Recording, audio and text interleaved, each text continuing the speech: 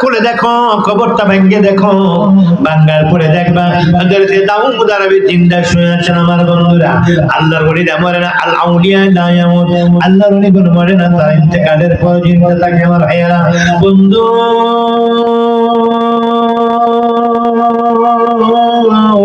আমার নবীর পাগলের আগো, আল্লাহর ওলিরা ইন্তেকালের পরে তাদের দেহ কিয়ামত পর্যন্ত কত অবস্থা থেকে যায়, জোরে বলো সুবহানাল্লাহ। একজন আল্লাহর ওলি নাম হলো হযরত শিবলি রাহমাতুল্লাহ আলাইহি। নাম কি? হযরত শিবলি রাহমাতুল্লাহ আলাইহি নাম শুনেন না আপনারা? অনেক বড় মাপের ওলি। উনি ওলিও এবং আলেমও। আমাদের দেশে দুই ধরনের লোক আছে, একদল হলো আলেম কিন্তু ওলি নয়, আরেক দল আছে ওলি কিন্তু আলেম নয়। আরেক দল লোক আছে তারা ওলিও এবং আলেমও, মানে তাদের মধ্যে ইলমও আছে এবং তাদের মধ্যে আধ্যাত্মিক রুহানি সাধনাও আছে। ওরা আলেম এবং ওলি দুইটা গুণ তাদের মধ্যে আছে। এমন কিছু আছে কি নাই বলুন? হযরত শিবলি রাহমাতুল্লাহ আলাইহি ওনার মধ্যে দুইটা গুণ ছিল। উনি এক নম্বরে আলেম ছিলেন, দুই নম্বরে ছিলেন আল্লাহর ওলি। ওলি এবং আলেম দুইটা গুণ নিয়ে তিনি জীবন কাটাইতে লাগলেন। আল্লাহর ওলিদের কাছে আল্লাহ পক্ষ থেকে আসে গায়বী একটা ইলম আসে, ওই ইলম তার নাম হলো এলহাম। এটার নাম কি? এলহাম। নবীদের কাছে অলৌকিক কোন ক্ষমতা যদি নবীদের মধ্য থেকে যদি কোনো অলৌকিক ক্ষমতা প্রকাশ হয়, ওইটার নাম বলা হয় মুজিজা। ওটার নাম কি? মুজিজা। ওলি আল্লাহদের পক্ষ থেকে যদি অলৌকিক কোনো ঘটনা প্রকাশ হয়, এইটাকে বলা হয় এলহাম। আল্লাহর পক্ষ থেকে যদি কোনো কিছু প্রকাশ হয়, এটার নাম হলো কুদরত। আল্লাহর পক্ষ থেকে হলে কি হয়? কুদরত। নবীর পক্ষ থেকে প্রকাশ হলে বলা হয় মুজিজা, ওলিদের পক্ষ থেকে প্রকাশ হলে বলা হয় কি? ইলহাম। আরেকটার নাম আছে ইস্তিদরাজ, আরেকটির নাম আছে ইরহাজ। কুদরত, মুজিজা, কারামত।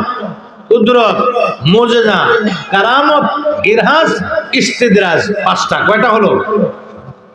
কুদরত হলো আল্লাহর পক্ষ থেকে যেটাকে প্রকাশ হয়, তার নাম কুদরত। নবীর পক্ষ থেকে যদি কোনো অলৌকিক ঘটনা প্রকাশ হয়, তাকে বলা হয় মুজিজা। ওলি আল্লাহর পক্ষ থেকে যদি কোনো অলৌকিক ঘটনা প্রকাশ হয়, তাকে বলা হয় কারামত। আরেকটার নাম হলো ইরহাজ। ইরহাজ কাকে বলে আবার শুনুন। ইরহাজ কাকে বলে? কোন নবী নবুয়ত্ব প্রাপ্ত এখনো হয় নাই, ওনাকে আল্লাহ এখনো নবী ঘোষণা দেন নাই। নবুয়ত প্রাপ্ত হওয়ার পূর্বে যদি কোনো অলৌকিক ঘটনা প্রকাশ হয়, কোন নবীর পক্ষ, কোন নবী থেকে নবুয়ত প্রাপ্ত হওয়ার পূর্বে যদি কোনো ঘটনা প্রকাশ হয়, ওইটাকে বলা হয় ইরহাজ। আরেকটার নাম হলো ইস্তিদরাজ। ইস্তিদরাজ কাকে বলে? ইস্তিদরাজ হলো সম্পূর্ণ কুফরি এবং অপশক্তি। একজন আল্লাহর ওলি পানির উপর দিয়ে হেঁটে যেতে পারে, আর একজন কি করে? এটার নাম জাদুঘর। একজন জাদুঘরও পানির উপর দিয়ে হেঁটে যেতে পারে। কাজ কিন্তু একটি, জাদুঘরও পানির উপর দিয়ে হাঁটে, ওলিও পানির উপর দিয়ে হাঁটে। ওলি যে পানির উপর দিয়ে হাঁটে, এই ক্ষমতাটা কার? এটা হলো আল্লাহর কুদরতি ক্ষমতা। আর জাদুঘর যে পানির উপর দিয়ে হাঁটে, এই ক্ষমতাটা হলো তার কুফরি অপশক্তি, এটা জাদুবিদ্যা। দুটোটা কি এক? আচ্ছা, ফেরাউন বলেছে আমি খোদা। কি বলেছে? ফেরাউন বলেছে কি? আমি খোদা। আনা রাব্বাকুমুল আ'লা, আমি বড় খোদা। এখন মনসুর হাল্লাজও বলেছে, মনসুর হাল্লাজও বলেছে আমি খোদা, আনাল হক। পার্থক্য আছে কি নেই? ফেরাউন যে বলেছিল, এটার মধ্যে ছিল অহংকার। কি ছিল? অহংকার। আর মনসুর হাল্লাজ যে বলেছে, এটার মধ্যে ছিল কি? বিনয়। মানি এটা আসলে মনসুর হাল্লাজ বলে নাই। মনসুর হাল্লাজের ভিতরে আমার আল্লাহ ঢুকেই জবানটা ছিল মনসুরের, কথাটা ছিল আমার আল্লাহ। বুঝতে পারছেন পার্থক্য আছে কি নেই? তাহলে একজন আল্লাহর ওলি পানির উপর দিয়ে হেঁটে যাওয়া আর একজন জাদুঘর পানির উপর দিয়ে হেঁটে যাওয়ার মধ্যে পার্থক্য আছে কি নেই? এই জাদুঘর যে হেঁটে গেল, ওইটার নাম হবে ইস্তিদরাজ। আর আল্লাহর ওলি যে হেঁটে গেল, ওইটার নাম হবে কারামত। কি হবে? নবী হেঁটে গেলে এটার নাম হবে মুজিজা, আর ওলি হেঁটে গেলে হবে কারামত। জাদুঘর যদি পানির উপর দিয়ে হেঁটে যায়, এটার নাম হবে ইস্তিদরাজ। নাম হবে কি? এবার বলতেছিলাম গাড়ির মনোযোগ। আল্লাহর ওলি হযরত শিবলি রাহমাতুল্লাহি তাআলা আলাইহি ওনার মধ্যে দুইটা গুণ ছিল। এক নম্বরে তিনি আলেম, দুই নম্বরে তিনি একজন আল্লাহর ওলি। ওলি আল্লাহদের কাছে আল্লাহর পক্ষ থেকে কিছু খবর আসে, ওই খবরটার নাম হলো ইলহাম। ইলহাম আসার পরে কি ইলহাম আসলো? ইলহাম আসলো তিনি দুনিয়া থেকে চলে যাবেন। দুনিয়া থেকে আরেকজন সাধারণ মানুষও তো কিছু কিছু স্বপ্ন দেখলে খাবনামা বই পড়ে বুঝে যায় মারা যাবো, এরকম আছে না? খাবনামা বইয়ের ভিতরে এইটা স্বপ্ন দেখলে মৃত্যুর আলামত, ওইটা স্বপ্ন দেখলে সে অতি দ্রুত মরে যাবে, এইটা স্বপ্ন দেখলে সে রোগাক্রান্ত হবে, ওইটা স্বপ্ন দেখলে তারই হবে, আছে না খাবনামার মধ্যে? খাবনামা পড়েও তো মানুষ অনেক খাবের তাবির করে বুঝে যে মানুষ কি হবে, তার এটা হবে ওইটা হবে। আর আল্লাহর ওলিদেরকে আল্লাহ রুহানি ভাবে তাদের পরমাত্মার মধ্যে আমার আল্লাহ বসে তাদেরকে জানিয়ে দেয় তোমার ওই দিন এই সময় এই ঘটনা ঘটবে। এটার নাম হলো কি বলে গেছেন আপনারা? আমার ভাইয়েরা, এটার নাম ইলহাম। ইলহামের মাধ্যমে আল্লাহর ওলি হযরত শিবলি রাহমাতুল্লাহ আলাইহি যখন বুঝতে পারলেন তিনি দুনিয়ায় থাকবেন না, ওনার একান্ত খাদেমকে ডেকে আনা হলো। ডেকে পাঠানোর পরে খাদেম আসলো, আসার পরে বলল, বাবা আপনি আমাকে কেন ডাকছেন?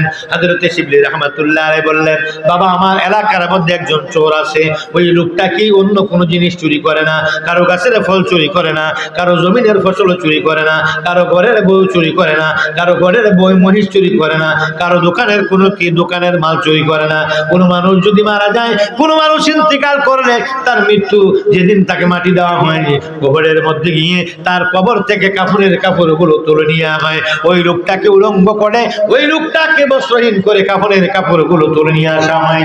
ওইটার নাম হলো তাই। ওই কাফনের কাপড় চুরি করে আমাদের গ্রামে একজন লোক আছে, আমি মনে হয় বেশি দিন থাকবো, আমার মনে হয় আর সময় নেই, আমি আল্লাহর পক্ষ থেকে কিছু ইশারা পেয়েছি, মনে হয় আমার কেমন কেমন লাগছে, পরে বলবো, যাও তাড়াতাড়ি করে চোরটাকে খবর দিয়ে নিয়ে আসো। বলার পরে এবার খাদেম গেল চোরের বাড়িতে, খোঁজ নিয়ে চোরের বাড়িতে খাদেম গিয়ে খাদেমকে গিয়ে বললো, তাদেরকে চোরকে গিয়ে বললো, হুজুর তোমাকে ডাকছে। কয় কোন হুজুর? হুজুর বলতে তো আমাদের দেশে একজনই বড় হুজুর। কয় কোন হুজুর? আল্লামা শিবলি রাহমাতুল্লাহি তাআলা আলাইহি নাকি? কয় হ্যাঁ। আল্লাহর ওলি কেন আমাকে ডাকলেন বুঝলাম না, আমার মতো না ঠান্ডা অম্বাক একজন চোর না ফরমান মানুষকে আল্লাহর ওলি কেন ডাকলেন আমি বুঝতে পারতেছি না। আমি জানি না, আমাকে পাঠাইছে, তুমি আমার সঙ্গে চলো। এবার খাদেম ওই চোরকে নিয়ে আল্লাহর ওলির দরবারে চলে গেলেন। আল্লাহর ওলির দরবারে যাওয়ার পরে আল্লাহর ওলি ডেকে বলে, ও খাদেম তুমি চলে যাও, তার সঙ্গে আমি কথা বলছি। বলার পরে তাকে বললেন, বাবা বসো। জিজ্ঞেস করলো, তুমি বসো। বসার পর সে বসলো। বসার পরে বললো, বাবা তোমার নাম কি? ও বাবা আমার নাম নাব্বাস। কই তুমি কি করো? কই আমি কাফনের কাপড় চুরি করি। আমি কাফনের কাপড় চুরি করি, অন্য কিছু চুরি করো না কেন? বাবা অন্য কিছু চুরি করলে আমাকে মারধর করে, ধরা পড়লে জামিন নাই, ধরা পড়লে জামিন পাওয়া যায় না, ধরা পড়লে জীবনের মতো শক্ত মাইর খেতে হয়। এই চুরিটা বড় নিরাপদ, কোনো মানুষের আক্রমণের ভয় নাই, কেউ জেলে দেয় না, কেউ মামলাও করে না, মারধরও করে না। যে কোনো চুরি করতে গেলে মাইর খাই, এই চুরিটা করতে গেলে মাইর খাই না। অনেকগুলো কাপড় জমাই একসাথে বাজারে নিয়ে একসাথে আমি বিক্রি করি বাবা, এই জন্য এই চুরিটা আমার ভালো লাগে। আল্লাহ হযরত শিবলি রাহমাতুল্লাহ আলাইহি ডাক দেখো, বাবা আজকে থেকে তুমি যদি চুরি ছেড়ে দাও, আজকে থেকে যদি তুমি ওয়াদা করো, হুজুর আমি আর কোনোদিন চুরি করব না। তওবার দরজা আল্লাহ আমার আল্লাহ খোলা রেখেছেন। আল্লাহ কয় তোমাদের জন্য আমি তওবার দরজা খুলে রেখেছি। 5 ওয়াক্ত নামাজের পরে হুজুর সাল্লাল্লাহু আলাইহি সাল্লাম, আমার নবী কামলার কোনো গুনাহ ছিল না। আল আম্বিয়া মাসুমুন, নবীরা হলো বেগুনা, নবীদের কোনো গুনাহ নাই। তারপর আমার নবী কামলা অন্য নবীর মতো নয়, সকল নবীর সেরা নবী। তারপর আমার নবী নামাজের পরে পড়তেন, আস্তাগফিরুল্লাহ রাব্বি মিন কুল্লি যামবি ওয়া আতুবু ইলাইহি লা হাওলা ওয়া লা কুওয়াতা ইল্লা বিল্লাহিল আলিয়্যিল আযীম। আমার নবীর গুনাহ নাই, কেন আস্তাগফিরুল্লাহ পড়লেন? আমার নবী কইরা আমাদেরকে শিখাইছে, তোমরাও কি করো নামাজের পরে আমার মতো ইস্তেগফার পড়ো। মূলত নবীর কোনো গুনাহ নাই, নবী পড়েছেন উম্মতকে শিখানোর জন্য, ঠিক না বেঠি? তাকে বললেন, বাবা তওবা করো, আর কোনোদিন চুরি করবে না। যদি তওবা করো তোমাকে আমি একটা প্রতিশ্রুতি দেব। কি প্রতিশ্রুতি দিবেন? আমি তোমাকে ওলি বানিয়ে দেব। কি বানিয়ে দেব? ওলি বানিয়ে দেব। হায় হায়, একটু জিকির করবেন? 5 মিনিট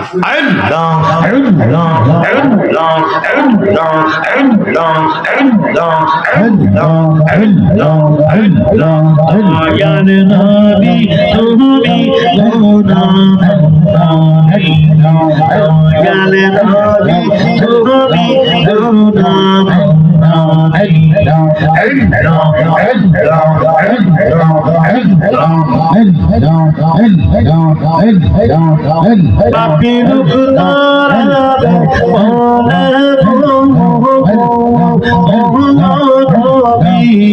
মোরা ভেতে সহ দয়াল নবী তুমি দয়াল নবী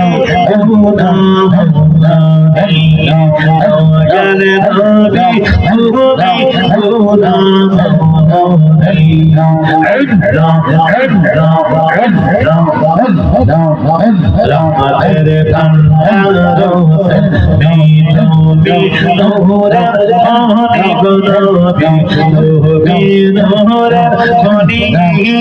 পানি রহমতের ভান্ডার তুমি নূরে পানি গো নবী তুমি নূরে পানি প্রেমে কইরাস তোমার সদে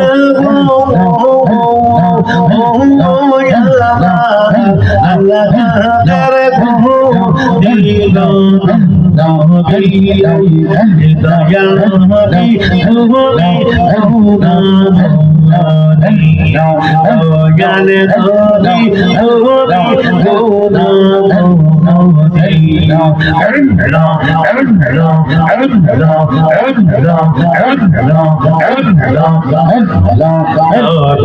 তোমায় যে চিনেছে সে তো পরশ মনি গুণবী তাকবীর নারে তাকবীর নারে রিসালাত আহলে সুন্নাত ওয়াল জামাত জিন্দাবাদ জিন্দাবাদ শাহাদাত রাজা কাদের হুজুরের আগমন টঙ্গিলা দরবার শরীফের পক্ষ থেকে নারে তাকবীর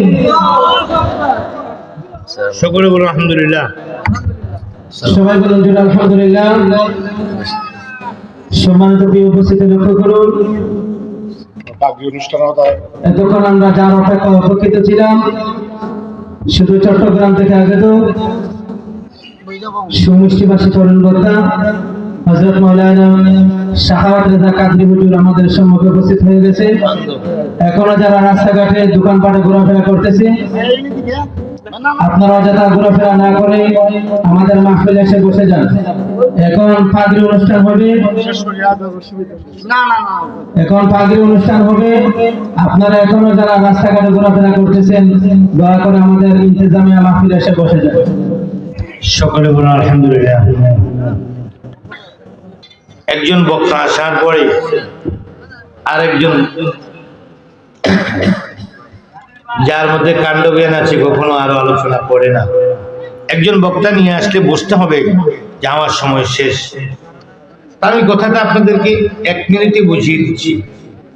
চোরকে বললো, চোর তোকে কুতুব বানিয়ে দেবো, অলি বানিয়ে দেবো, তুই আর চুরি করিস না, তওবা কর। সে বললো না, রাজি হলো না। রাজি না হওয়ার পরে এবার কি করলেন, তাকে কিছু টাকা দিয়ে বললেন, ঠিক আছে আমি কিছু টাকা দিয়ে দিলাম, তুই কিন্তু এই কাজটা আমার বেলায় করিস না। তুই তো মানুষের ইন্তেকালের পরে মানুষের কবরে গিয়ে তার কাফনের কাপড়টা নিয়ে আসোস, এই কাজটা আমার বেলায় কয় না হুজুর, এটা করবো না, যেহেতু টাকা দিয়েছে। তা আমি এটা কি করবো না, আপনার বেলায় করবো না। পরবর্তীতে সে তার ওয়াদা রক্ষা করেন নেই। হুজুর যখন কি করলেন, ইন্তেকাল করলেন, সে টাকা নিয়ে বাড়িতে গেল, এর মধ্যেই হুজুর চলে গেল দুনিয়া থেকে। কাহারি হুজুর তো আসলে কামের বুঝতে পারেনি, হুজুর তো আমাকে বলেছিল চলে যাবে, টাকাও দিল, আসলে চলে গেল। পরে রূপ সামলাইতে পারেনি, রাতের বেলা হুজুরের কবরে আবার গেল। গিয়ে হুজুরের কবর থেকে কাফনের কাপড় চুরি করবে এই উদ্দেশ্যে হুজুরের কদমের নিচ থেকে সামনের দিকে মানে উপরের দিকে টানতে শুরু করলেন।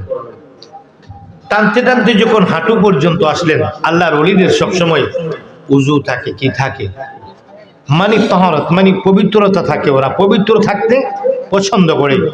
উপরের দিকে উঠতে উঠতে যখন কাফনের কাপড় হাঁটু পর্যন্ত উঠে গেল, আল্লাহর ওলি আর বরদাস্ত করতে পারেনি, তার গালের মধ্যে হাত দিয়ে থাপ্পড় মারলেন। থাপ্পড় মারার পরে কি হলেন, সাথে সাথে ওই চোর মারা গেলেন। বোমার মতো আওয়াজ হলো, এলাকার মধ্যে আতঙ্ক সৃষ্টি হয়ে গেল। মন্তব্য দুইটা, মন্তব্য কয়টা? দুইটা। একদল মন্তব্য করতেছে নিশ্চয়ই সেখানে বেয়াদবটা গিয়েছে আমাদের এলাকার, যে কাফনের কাপড় চুরি করে তাকে কোনো শাস্তি দেওয়া হচ্ছে, এই জন্য আওয়াজটা হয়েছে। আরেক দল মতামত ব্যক্ত করতেছে পরের বার যে খাইছে ভালো ভালো খাওন, ওইটি বার করতেছে। বুঝেন, আমাদের খাওয়ানোর উপরে মানুষের নজর বেশি, আমাদের হাদিয়ার উপরে মানুষের নজর বেশি। আমাদের খরচ কেউ দেখে না, আমাদের শুধু ইনকামকেই মানুষ দেখে, আমাদের পরিশ্রমটা কেউ দেখে না, আমাদের ইনকাম বেশি দেখি। যাক, সেদিকে যাচ্ছি না। বলতেছে হুজুর যে পরের বার কিসে বাইর করতেছে, খাটি পীরের মুরিদ হইলে ওরে জমে তারে সালাম দেয়, জমে তারে সালাম দেয়, ডাকতে কেহ চিনে না রে, চলে গেলে বুক ভাষায়। খাটি পীরের মুরিদ হইলে ওরে জমে তারে সালাম দেয় রে, জমে তারে সালাম দেয়, ডাকতে কেহ চিনে না রে, চলে গেলে বুক ভাষায়। খাটি পীরের মুরিদ হইলে এই দুনিয়ায় থাকতে পরে ওরে লোকে তার চিনে না রে, এই দুনিয়ায় থাকতে পরে ওরে লোকে তার চিনে না রে, গেলে তাহার বাড়ির দ্বারে ঠাট্টা করে সব জনায়। খাটি পীরের মুরিদ হইলে ওরে জমে তারে সালাম দে রে, জমে তারে সালাম দেয়, ডাকতে কেমন চিনে না রে, চলে গেলে বুক ভাষায়। খাটি পীরের মুরিদ হইলে। এবার কবরের থেকে থাপ্পড় মারলেন, সে মারা গেলেন। সকালবেলা কিছু মরিদান, ও আচ্ছা আচ্ছা ঠিক আছে, সকালবেলা মানুষ কিছু জিয়ারত করতে গেলেন, মানুষ হুজুরের ভক্তরা মুরিদানরা আর কি, আমাদের এই যে দাউদ আরবি, ওনার মাজারে মানুষ জিয়ারত করতে আসে না। এরপরে কি যে টঙ্গিটিলা, এই দরবারের কৃষকের নাম কি, সৈয়দ আব্দুর রাজ্জাক সোয়াব মিয়া এবং সৈয়দ সৈয়দুর রহমান ছোট পীর, ওনাদের কবর মানুষ জিয়ারত করে না। তো হুজুরের কবর জিয়ারত করতে গেলেন সকালে, গিয়ে দেখেন কবরের উপরে মাটি একদম পাশে জমাট করা, কবর খোলা। কাছে গিয়ে দেখে কবরের ভিতরে আল্লাহর ওলি শুয়ে আছেন, আর আল্লাহর ওলির কদমের উপরে উপর হয়ে মৃত অবস্থায় ওই এলাকার চোর, চিহ্নিত যে চোর, কাফন চোর, সে শুয়ে আছেন। আহা জাহেল, চোরও ভালো, চোরেরও একটা ধর্ম আছে, ভালো মন্দ বিচার করে চুরি করে, সেটাও তোর মধ্যে নাই, করলি কি? সকলে দৌড়াদৌড়ি করে এলাকায় ডাকাডাকি করলেন, এলাকার সমস্ত লোকগুলোকে নিয়ে আসলেন। সব লোক জমায়েত হলো, যখন কি করা যায়। বিজ্ঞ ওলামায়ে কেরামদের মতামত নিয়ে তারা কবরে নামলেন। তাড়াতাড়ি হুজুরের কষ্ট হচ্ছে, তাকে কবর থেকে উঠাও। সে হুজুরের কাফন চুরি করতে এসেছিল, তাকে উঠাও। এই কথা বলার পরে দুইজন সম্মানিত হযরত ওলামায়ে কেরামদের মধ্যে দুইজন মানুষ কবরের ভিতরে নামলেন। কবরের ভিতরে নামার পর তার দুই বাহুর মধ্যে ধরে দুইজন টান দিলেন উপরের দিকে।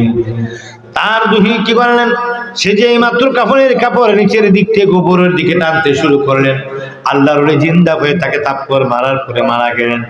এখন আবার পরের দিন সকালে বেলায় যখন মানুষ তাকে তুলতে গেলেন, আমার মানুষ যখন তাকে দুই বাহুর মধ্যে ধরে দুইজন উপরের দিকে টান দিলেন, এমন সময় আল্লাহর ওলি আবার জিন্দা হয়ে গেছে।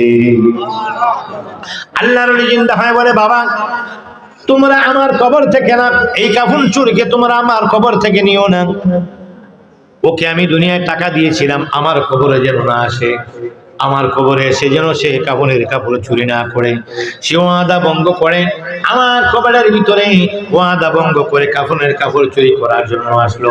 আসার পরে হাঁটু পর্যন্ত আসার পর আমি বরদাস্ত না করতে না পেরে তাকে শাস্তি দিয়েছি। শাস্তির কারণে সে কি করেছে, আমার কবরের মধ্যে পড়ে আমার পায়ের উপরে উপর হয়ে পড়ে মরে আছে।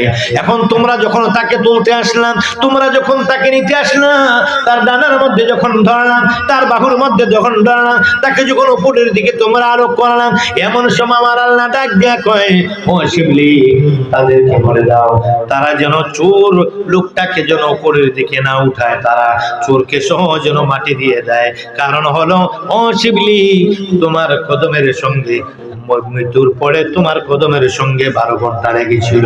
তোমার কদম আমার কদম তোমার কদমের সঙ্গে 12 ঘন্টা লেগে থাকার কারণে তোমার কি কদমের বিনিময়ে আমি আল্লাহ তোমার কদমের বরকতে তার জীবনের গুনাহগুলি মাফ করে দিলাম। তাকে মাটি দিয়ে দাও। একই কবরে দুইজন লাশ, একটা হলো হযরতে শিবলি রাহমাতুল্লাহ আলাইহি, আর একটা হলো হযরতে নাব্বাস রাহমাতুল্লাহ আলাইহি। যদিও সে আগে চোর ছিল, পরে আল্লাহ তাকে ওলি বানিয়ে দিয়েছেন। তার নাম হলো হযরতে নাব্বাস রাহমাতুল্লাহ আলাইহি। কিয়ামতের ময়দানে যেদিন কবর থেকে মানুষগুলো উঠবে, ইলাল কবুর মুহসিনাত, আল্লাহ বলেন কবর থেকে মানুষগুলো উঠবে, সেদিন এক কবর থেকে দুইজন উঠবে।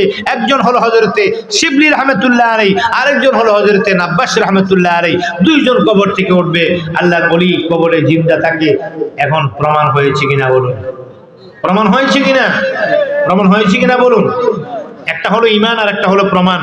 আমার জীবনে আমি বহু ওলি আল্লাহর কবর আমি সংস্কার কাজ করার সময় আমি নিজের চোখে দেখেছি আল্লাহর ওলি কবরে জিন্দা। আমি 2006 সালে 11টা রাষ্ট্রে আমি সফর করেছি জিয়ারতের উদ্দেশ্যে। 15,000 ওলি আল্লাহর মাজার জিয়ারত করেছি।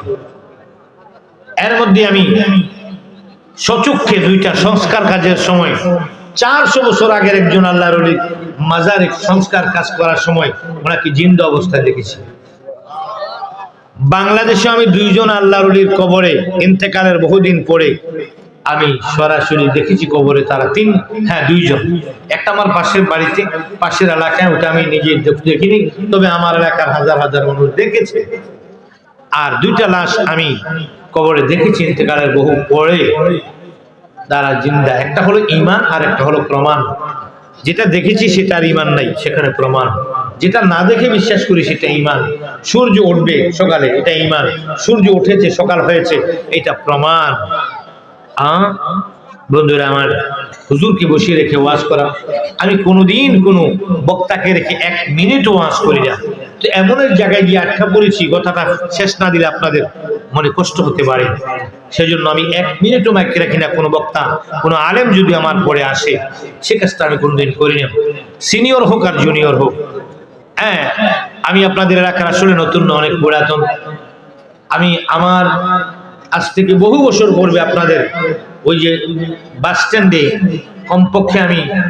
কমপক্ষে 20 বছর হবে, সেখানে আমি আলোচনা করে গিয়েছিলাম। আমার আব্বাজান এসেছিলেন আপনাদের ওই যে ঈদগাহ এসেছিলেন, কমপক্ষে প্রায় 30 বছরের কাছাকাছি। আমার আব্বা যখন দ্বিতীয়বার আসছিলেন, তখন আমি আব্বাজানের সাথে আমিও আসছিলাম। আব্বাজানের পূর্বে আমি আলোচনা করেছিলাম, সে প্রায় 25 বছর হবে।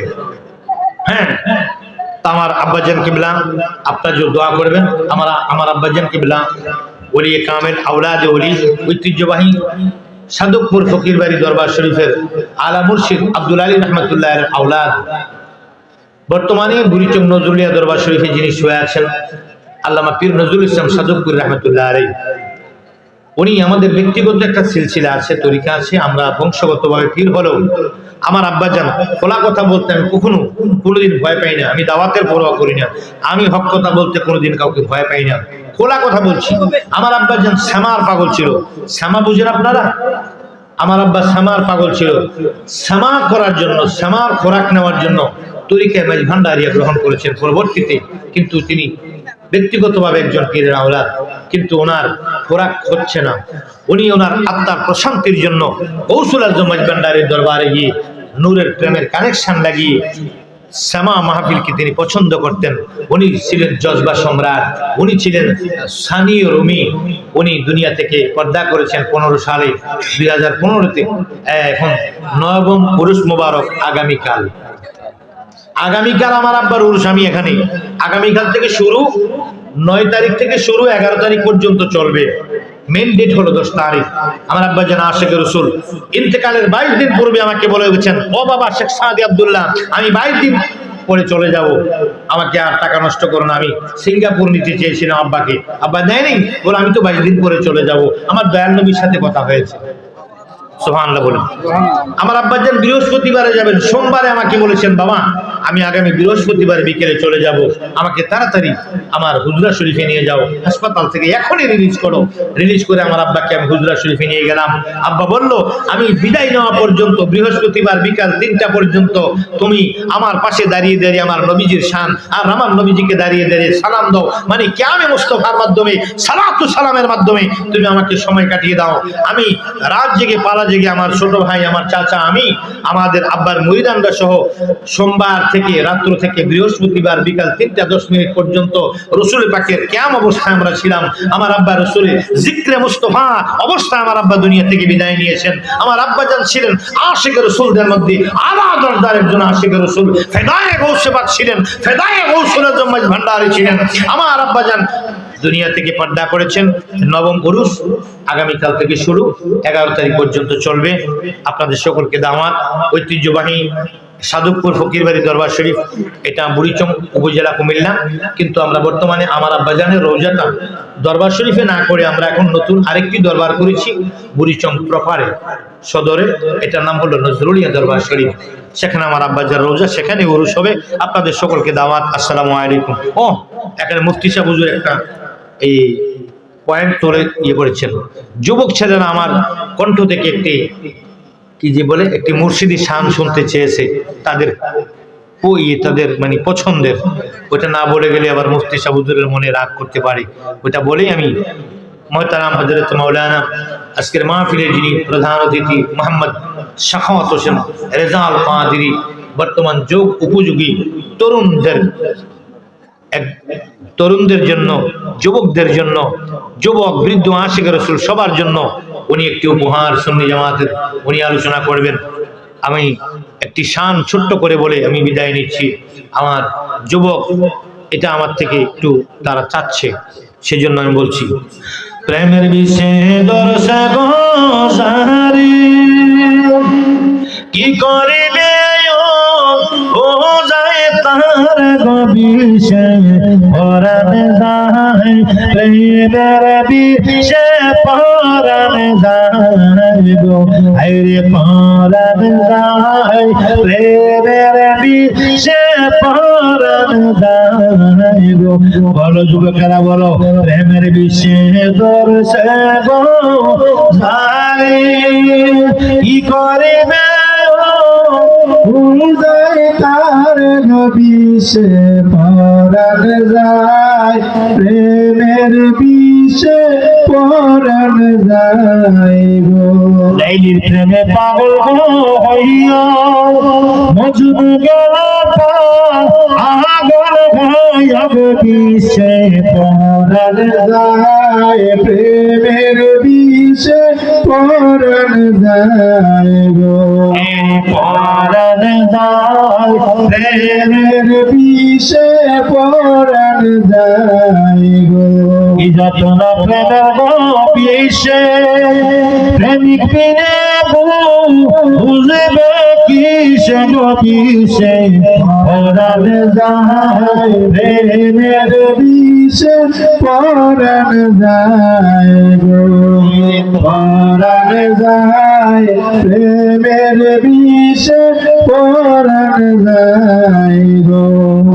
সদে হইলে মুর্শিদ গো সুজন, সকল বিস্তার হয়নি পারান বিষে পরাণ যায়, প্রেমের বিষে পরাণ যায় গো। পরাণ যায়, প্রেমের বিষে পরাণ যায় গো। সাধু করি সে বিশ্বে গমর মুর্শিদ চলে ওইরা তোরা বিষে পরাণ যায়, প্রেমের বিষে পরাণ যায় গো। আইরে পরাণ যায়, প্রেমের বিষে পরাণ যায় গো। ভান্ডারীর প্রেমে পাগল হইয়া বাবা নজরুল শাহ গেল পাগল হইয়া গেছে